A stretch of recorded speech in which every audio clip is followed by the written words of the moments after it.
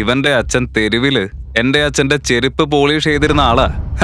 ഇവന്റെ അമ്മയ്ക്ക് ഇവന്റെ സ്കൂൾ ഫീസ് അടയ്ക്കാൻ പോലും പണം ഉണ്ടായിരുന്നില്ല. ഇവന് ഭക്ഷണം കൊടുത്തിരുന്നത് പോലും ഞാനാ. ഇതുവരെ ഞാൻ മാന്യമായിട്ടാ നിന്നോട് പെരുമാറിയത്. പക്ഷെ ഇപ്പൊ നിന്റെ യഥാർത്ഥ സ്ഥാനം കാണിക്കേണ്ട സമയം വന്നിരിക്കുന്നു. ഒന്ന് നിൽക്ക്. രാജീവ് സിൻഹയ്ക്ക് എല്ലാ വലിയ പ്രൊജക്ടുകളും കൊടുക്കാമെന്ന് ഞാൻ പറഞ്ഞിരുന്നില്ലേ? ആ വാക്ക് ഞാൻ പിൻവലിക്കുന്നു.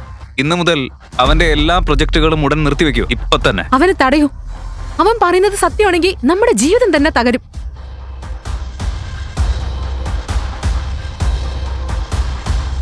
ഹലോ,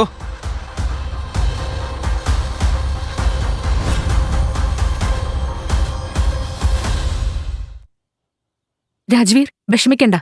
രാജീവും മിന്റിയും എത്തിയിട്ടുണ്ടാവും.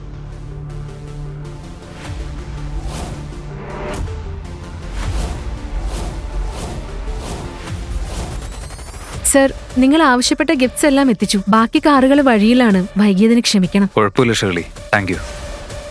എന്നോട് ക്ഷമിക്കണം. നിങ്ങളുടെ ആശയക്കുഴപ്പം എനിക്ക് മനസ്സിലാവുന്നു. എന്തായാലും സ്വന്തം മകളെ ഒരാൾക്ക് വിവാഹം കഴിപ്പിക്കുന്നത് ചെറിയ കാര്യമല്ലല്ലോ. പക്ഷേ ഈ ബാഗ് നല്ല വലുതാണല്ലോ. ഇതിനുള്ളിൽ എന്തായിരിക്കും? ഓ, ഒന്നുമില്ല. 2 കിലോ ഉരുളക്കിഴങ്ങ്, 3 കിലോ ഉള്ളി, പിന്നെ കുറച്ച് മല്ലിയിലൊക്കെ ആയിരിക്കും. അതും ശരിയാണ്, അത് തന്നെയാവും. ഈ ബാഗിൽ എന്താണുള്ളതെന്ന് ഞാൻ പറയാം. ഈ ബാഗിൽ 90 ലക്ഷം രൂപ വിലയുള്ള ഒരു കാറിന്റെ പേപ്പേഴ്സും അതുപോലെ 2 കോടി രൂപ വിലയുള്ള ഒരു വീടിന്റെ ഡോക്യുമെന്റ്സും ഉണ്ട്. എന്താ എന്താ ഇത് സത്യമാണോ? തുറന്നു നോക്ക്. നീ എന്താ ചെയ്യുന്നത്? എല്ലാവരുടെ മുന്നിൽ എന്റെ അമ്മ നാണം കെടും. കുറെ നേരമായിട്ട് ഞാൻ നിന്നോട് പറയാൻ ശ്രമിക്ക, ഞാൻ യഥാർത്ഥത്തിൽ ഒരു ഭിക്ഷക്കാരനല്ല. എങ്ങനെ? പക്ഷെ നീ ജിയ ജിയ ജിയ എന്റെ എല്ലാ ജോലികളും മാറ്റിവെച്ചാ ഞാൻ ഇവിടെ വന്നത്. നിനക്ക് വേണ്ടി മാത്രം. നിന്റെ തല ഒരിക്കലും നാണക്കേടിൽ താഴ്ത്തേണ്ടി വരാൻ ഞാൻ അനുവദിക്കില്ല. ഓഹോ, ബാഗ് ഒന്ന് വേഗം തുറക്ക്. ഈ ഫേക്കിന്റെ പ്രാവുകൾ എല്ലാവരുടെയും മുന്നിൽ പറന്നു പോട്ടെ.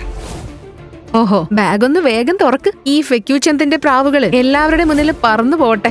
ഇപ്പൊ ഞങ്ങൾക്കും അറിയണം ഇദ്ദേഹം രാജാവാണോ ഭിക്ഷക്കാരനാണോ എന്ന്. തുറക്ക്. ഇതാ നോക്കിക്കോളൂ. ഈ കാറിന്റെയും ഹൗസിന്റെയും പേപ്പേഴ്സ് എല്ലാം നിങ്ങളുടെ പേരിലാണ്. എന്റെ പേരിലോ? ഒന്ന് നോക്കട്ടെ. ശരിക്കും എന്റെ പേരിലാണല്ലോ. അയ്യോ, thank you thank you thank you. എന്റെ മകള് പാവമാണെന്ന് എനിക്ക് അറിയായിരുന്നു. പക്ഷേ മണ്ടിയല്ലെന്ന് ഇപ്പോഴാ മനസ്സിലായത്. Thank you. ശരി, ഇനി സത്യം പറ, ഇതെങ്ങനെ സംഭവിച്ചു? നീ ശരിക്കും ഇഷാൻ അവസ്ഥയാണോ അല്ലെങ്കിൽ ഇഷാൻ അസ്രാണിയാണോ? ഞാൻ ജിയയുടെ ഇഷാനാണ്. ഇഷാൻ,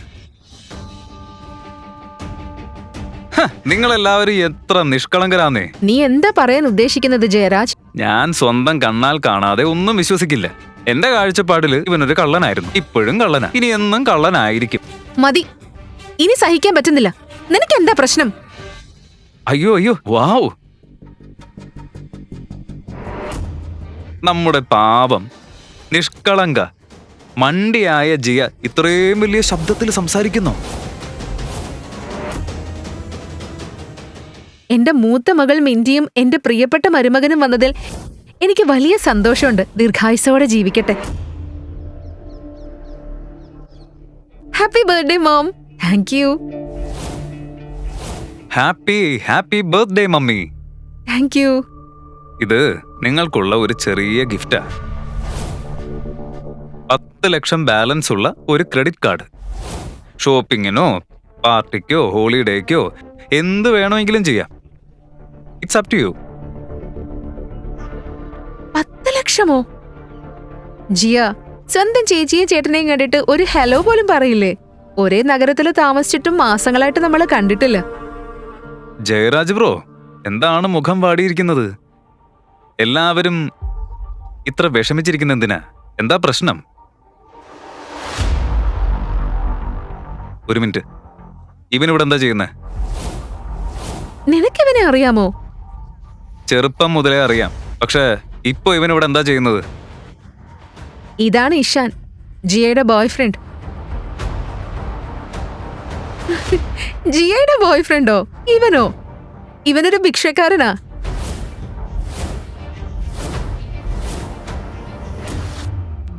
ജിയ, എന്തിനാ എല്ലാവരുടെ മുന്നിൽ നമ്മളെ നാണം കെടുത്തുന്നത്? മിന്റി, ഒന്നും വളച്ചൊടിക്കണ്ട. പറയാനുള്ളത് തുറന്നു പറ. ഇവൻ എന്റെ എക്സ് ബോയ് ഫ്രണ്ടാ, ഇഷാൻ. എന്ത്?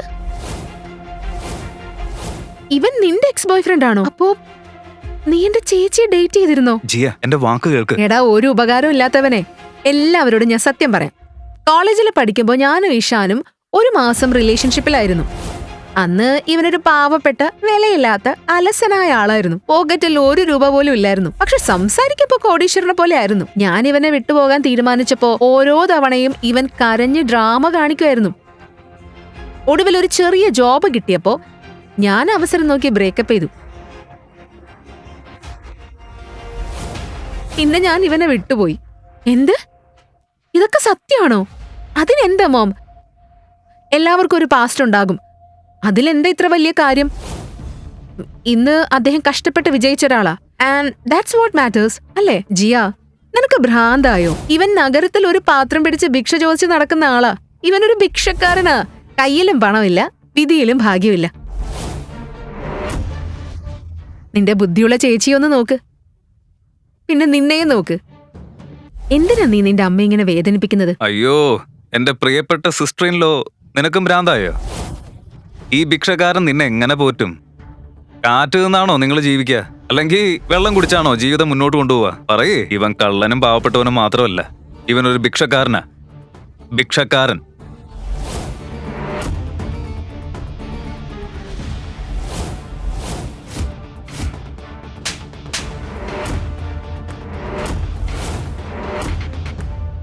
ഞാൻ നിന്റെ സ്വന്തം ചേച്ചിയാ. നിനക്ക് ദോഷം വരണമെന്ന് ഞാൻ ഒരിക്കലും ആഗ്രഹിക്കില്ല. എന്റെ ബോയ് ഫ്രണ്ടിനെ അപമാനിക്കാൻ നിനക്ക് ഒരു അവകാശവും. അതുകൊണ്ട് മതി, ഇനി നിർത്തിക്കോ. രാജീവ്, നീ എന്തിനാണ് ഇങ്ങനെ മിണ്ടാതെ നിൽക്കുന്നത്? നിനക്കിവനെ ചെറുപ്പം മുതൽ അറിയാലോ. എല്ലാവരോടും പറ.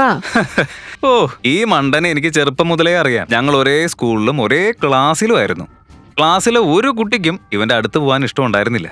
അത്രയും ദരിദ്രനായിരുന്നു. ശരീരത്തിൽ നിന്ന് പോലും ദുർഗന്ധം വരുമായിരുന്നു. പക്ഷെ പഠിത്തത്തിൽ മിടുക്കനായിരുന്നു. പരീക്ഷയിൽ എപ്പോഴും ഒന്നാമനുമായിരുന്നു. എന്നിട്ട് ഇപ്പൊ നോക്കിയേ, ഇന്നും ഒരു ഭിക്ഷക്കാരൻ തന്നെയാ. അല്ലേ ബേബ്? ഇന്ന് ഭിക്ഷ ചോദിച്ച അവന്റെ ആ ഫോട്ടോ നിന്റെ കയ്യിലില്ലേ? ഉണ്ട്. What are we waiting for? അതെല്ലാവരെയും കാണിക്കേ.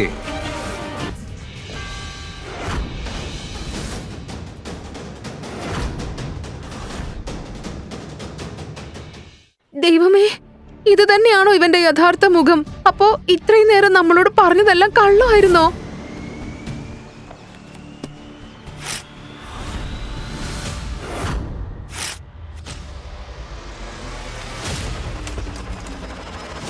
നിന്റെ ഈ വ്യാജ പേപ്പേഴ്സ് എടുത്തു പോ. എന്റെ മകളെ കുടുക്കാനും എന്നെ വഞ്ചിക്കാനും എല്ലാവരുടെയും മുന്നിൽ എന്റെ കുടുംബത്തെ അപമാനിക്കാനും നിനക്ക് എങ്ങനെ ധൈര്യം വന്നു? നിങ്ങളത് കീറിക്കളയാൻ പാടില്ലായിരുന്നു. സത്യം അറിയുമ്പോ നിങ്ങൾക്കതിൽ വലിയ പശ്ചാത്താപം തോന്നും. ഇപ്പൊ എനിക്ക് തോന്നുന്ന ഏക പശ്ചാത്താപം നീ ഇപ്പോഴും ഇവിടെ നിൽക്കുന്നു എന്നതാ. ഭിക്ഷക്കാര.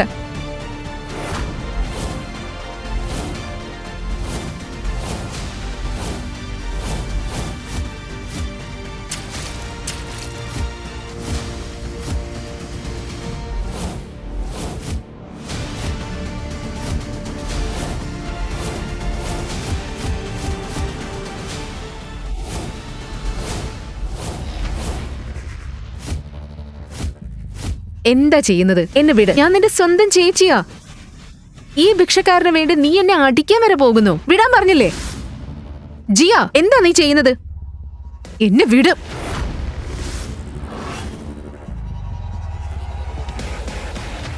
മതി. ഇതല്ല എന്റെ തെറ്റാ. അദ്ദേഹം എന്നെ കുടുക്കിയതല്ല, ഞാൻ തന്നെയാണ് അദ്ദേഹത്തെ കുടുക്കിയത്. എന്ത്?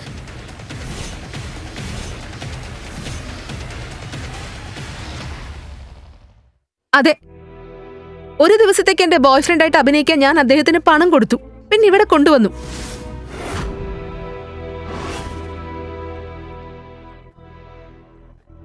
ഇതല്ല എന്റെ തെറ്റാ. Sorry, I am sorry Ishan. എന്റെ കുടുംബം നിങ്ങളോട് ഇത്ര വിഷം പോലെ പെരുമാറുമെന്ന് ഞാൻ കരുതിയില്ല. ഞാൻ ഇത്രേ നേരം പറഞ്ഞുകൊണ്ടിരുന്നതും അത് തന്നെയല്ലേ? ഇവര് ശരിക്കും ലവേഴ്സ് അല്ലെന്ന്. ഒരു പെൺകുട്ടിയെയും ആരും ഒരു ഭിക്ഷക്കാരന്റെ കയ്യിലോ ഭിക്ഷക്കാരന്റെ ബാഗിലോ ഏൽപ്പിക്കില്ല. ഭിക്ഷക്കാരനോ കോടീശ്വരനോ എന്ന് എനിക്ക് ഒരു പ്രശ്നവുമില്ല. ഞാൻ വിവാഹം കഴിക്കുമെങ്കിൽ ഇഷാനിയെ കഴിക്കൂ. ആർക്കെങ്കിലും തടയാൻ പറ്റുമെങ്കിൽ തടഞ്ഞു നോക്കട്ടെ. മിണ്ടാതിരിക്കെ ജിയ. ആശ, നിന്റെ മക്കൾക്ക് നീ എന്ത് സംസ്കാരമാണ് കൊടുത്തത്? ആദ്യം ഒരു വാടക ബോയ്ഫ്രണ്ടിനെ കൊണ്ടുവന്നു. അത് പോരാഞ്ഞിട്ട് എല്ലാവരുടെ മുന്നിൽ അവനെ കിസ് ചെയ്തു. ഇപ്പൊ സമൂഹത്തിന്റെ മുന്നിൽ കുടുംബത്തിന്റെ മാനക്കേട് വരുത്തി വെക്ക. വാവ് ജിയ, വാവ്. എല്ലാവരുടെയും മുന്നിൽ നീ നമ്മളെ പൂർണ്ണമായി നാണം കെടുത്തി. എന്നെ മോം, എന്നെ ഇതിലേക്ക് തള്ളിവിട്ടത് ആരാണ്? എന്റെ സമ്മതമില്ലാതെ എന്നെ നിർബന്ധിച്ച് വിവാഹം കഴിപ്പിക്കാൻ നിങ്ങൾ ശ്രമിച്ചില്ലെങ്കിൽ ഇതൊന്നും സംഭവിക്കില്ലായിരുന്നല്ലോ. എന്റെ തെറ്റാണെന്നോ? ഇത്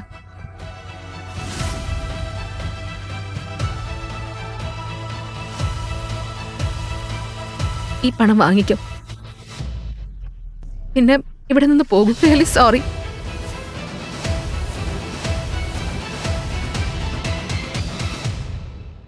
ഇല്ല ജിയ, നിന്റെ സന്തോഷമാണ് എനിക്കെല്ലാം. നിന്റെ ഒരു പുഞ്ചിരിക്കായി എന്റെ സേവനങ്ങൾ എപ്പോഴും സൗജന്യ. പക്ഷെ തെറ്റ് എന്റേതാ. മുഴുവൻ സത്യവും ഞാൻ നിന്നോട് പറഞ്ഞില്ല. ഒരു മനുഷ്യൻ എന്നെ പോലെ വിജയത്തിന്റെ ഏറ്റവും ഉയർന്ന കൊടുമുടിയിലേക്ക് എത്തുമ്പോൾ എന്തിലെ വിജയം? ഭിക്ഷ ചോദിക്കുന്നതിലെ വിജയമോ? എനിക്ക് അപാരമായ സമ്പത്തും അധികാരവും ഉണ്ടായിരുന്നിട്ടും ഞാൻ വളരെ ഏകാഗിയായിരുന്നു. ജോലിയിൽ മുഴുകി ഞാൻ യഥാർത്ഥ സുഹൃത്തുക്കളെ പോലും നഷ്ടപ്പെടുത്തി. എല്ലാവർക്കും വേണ്ടിയിരുന്നത് എന്റെ പണവും അധികാരവും സ്ഥാനവുമായിരുന്നു. പക്ഷെ എന്റെ മനസ്സിനെ സ്നേഹിച്ച ഒരാൾ പോലും ഉണ്ടായിരുന്നില്ല. പക്ഷെ ഇന്ന് ജിയ, എല്ലാവരും എന്നെ മോശമായി കണ്ടപ്പോഴും നീ എന്റെ നിഴൽ പോലെ എന്റെ കൂടെ നിന്നു. നിന്റെ പോലെ ഒരു മനസ്സുള്ള പെൺകുട്ടിയെ ഞാൻ അന്വേഷിച്ചിരുന്നത്. അതുകൊണ്ടാണ് ഞാൻ ഭിക്ഷക്കാരന്റെ വേഷം ധരിച്ചത്. എല്ലാവരും നിന്റെ ഭിക്ഷ ചോദിക്കുന്ന ഫോട്ടോ കണ്ടു കഴിഞ്ഞു. അതുകൊണ്ട് ഈ സിനിമ ഡയലോഗൊക്കെ നിർത്ത്. എന്റെ സഹോദരിയെ തെറ്റിദ്ധരിപ്പിക്കുന്നത് നിർത്ത്. ജിയ, ഞാൻ പറയുന്നത് നിനക്ക് മനസ്സിലാവുന്നുണ്ടോ? ഇതിലൊക്കെ നിന്നെ വലിച്ചിഴച്ചതിന് എന്നോട് ക്ഷമിക്കണം.